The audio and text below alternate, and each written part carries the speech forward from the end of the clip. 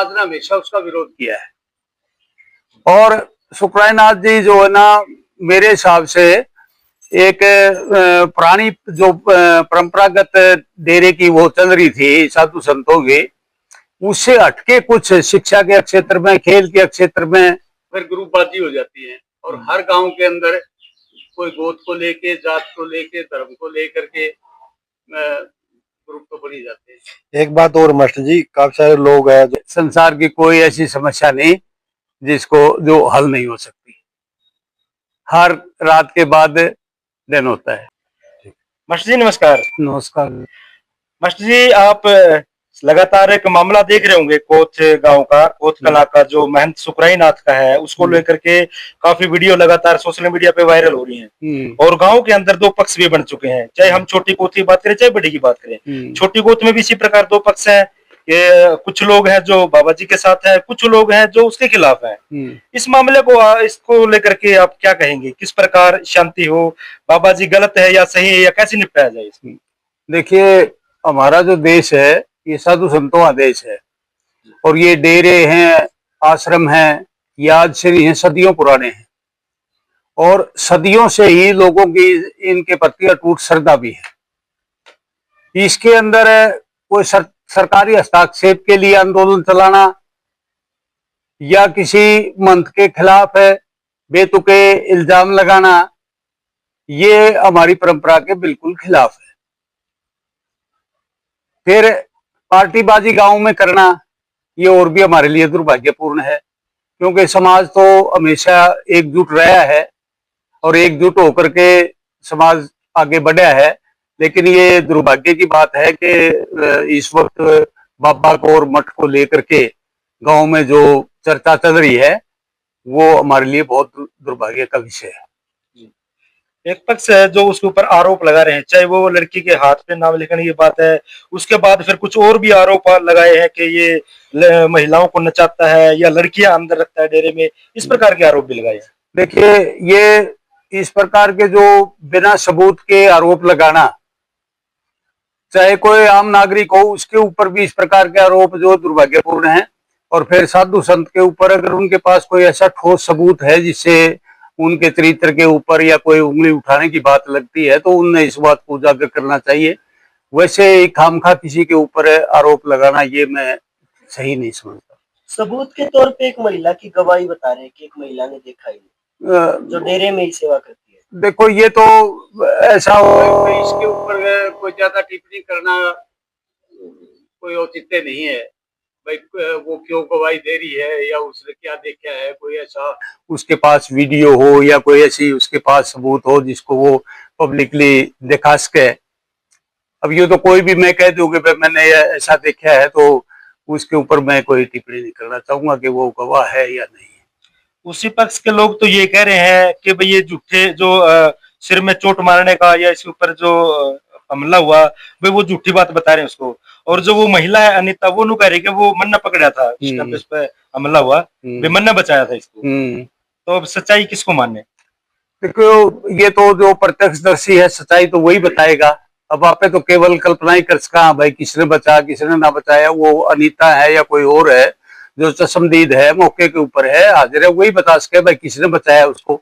लेकिन मैं एक बात मानता हूं कि समाज के अंदर जब भी कोई परिवर्तन लाने की बात होती है, चाहे कोई महापुरुष हो, चाहे कोई संत महात्मा हो, चाहे कोई विद्वान हो, तो समाज ने हमेशा उसका विरोध किया है।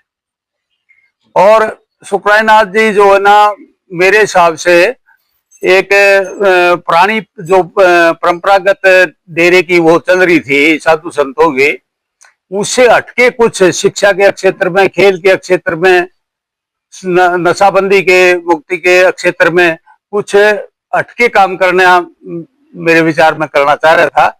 लेकिन लोगों ने उसका विरोध किया, और क्योंकि स्वाभाविक है अति अच्छा करने वालों का विरोध होता ही।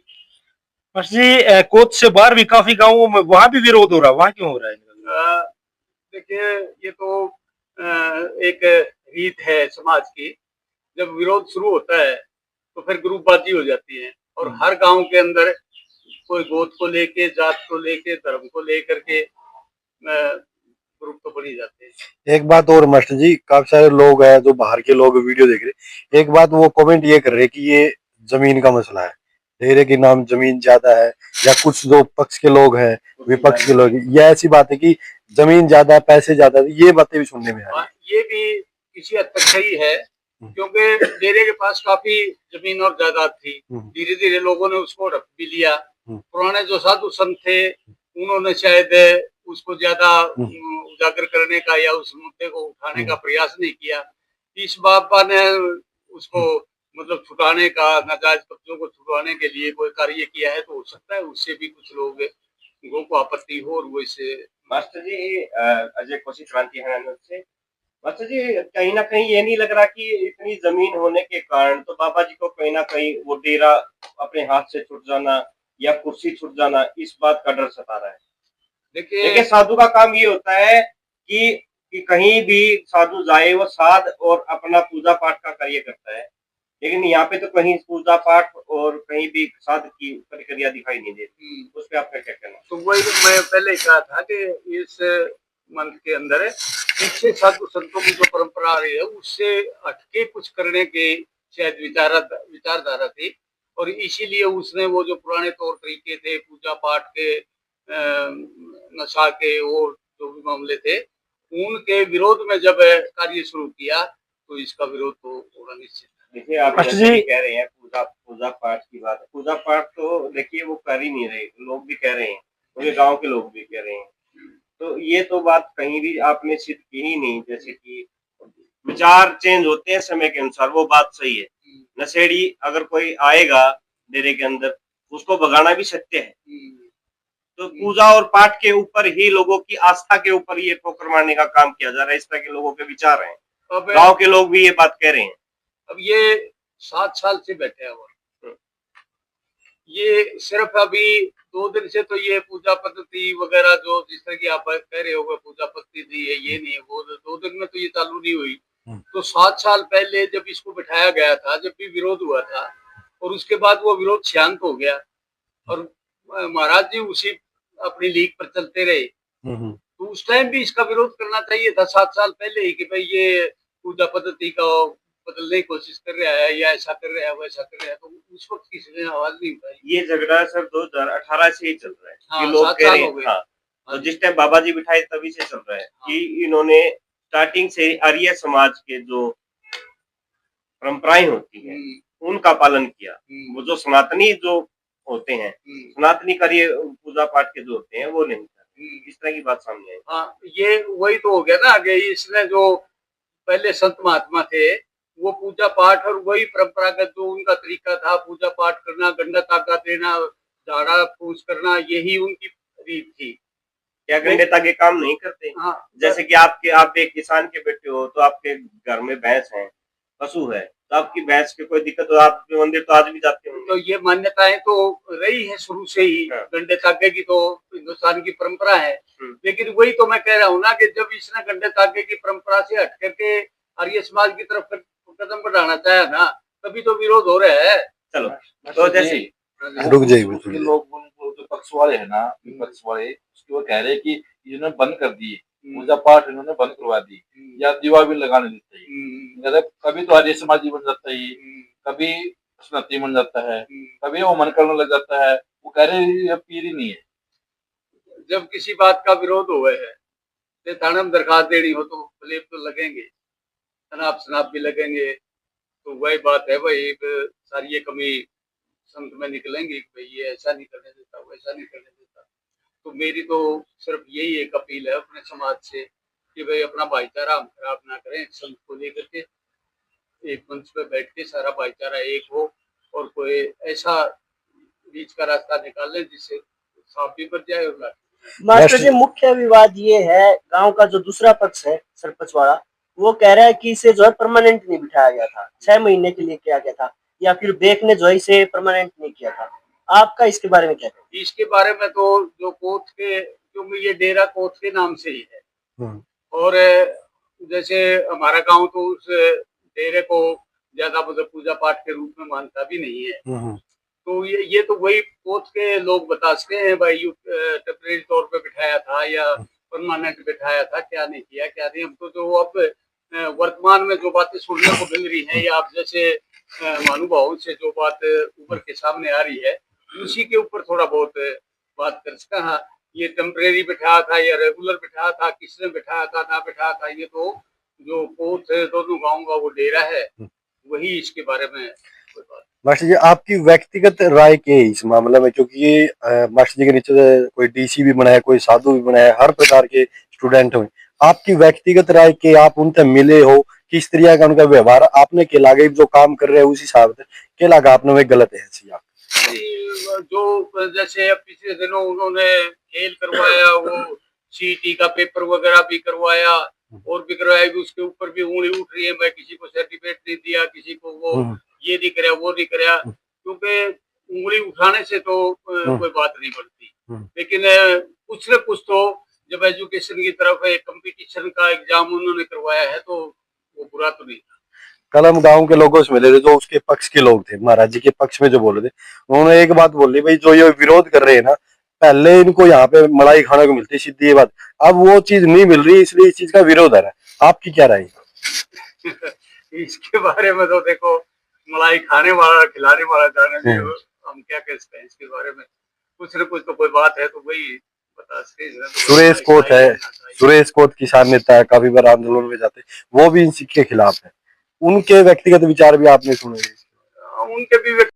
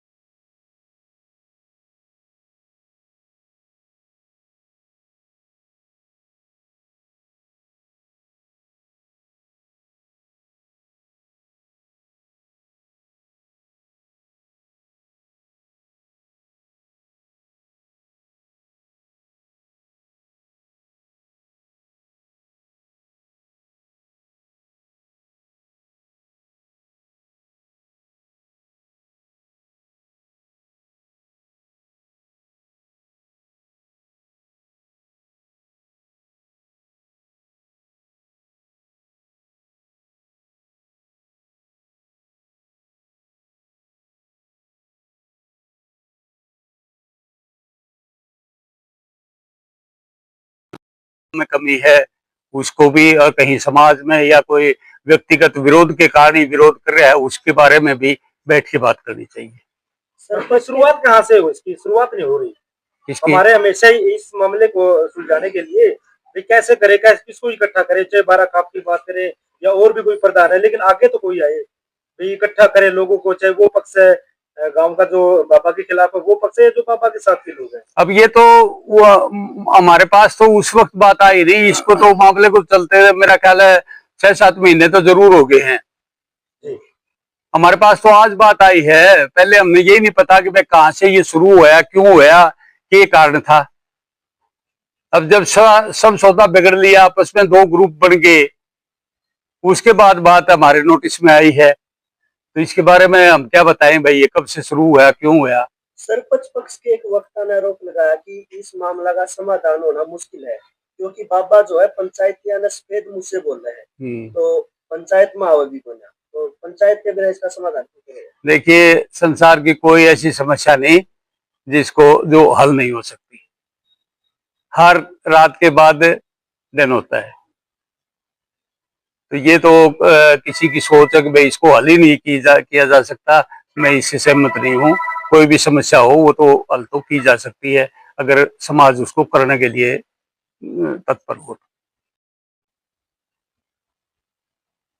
चलो इस बाबा को सारा समाज मिलके, बारह मिलके, गांव मिलके ये भी कह दे कि महाराज जी आप यहाँ से छुट्टी करो, तो कोई ना कोई तो मठाधीश बनाना ही पड़ेगा। अब वो जो भी मठाधीश बनेगा, क्योंकि ये तो एक परंपरा चलती, अब भाई ये भी सही नहीं है, फिर विरोध तो उसका भी उसका है। फिर इस तरह से इन साधु सत्ता ने बदलते रहेंगे। इसका कोई सॉल्यूशन अगर आपके पास समझ में आना हो तो बताओ।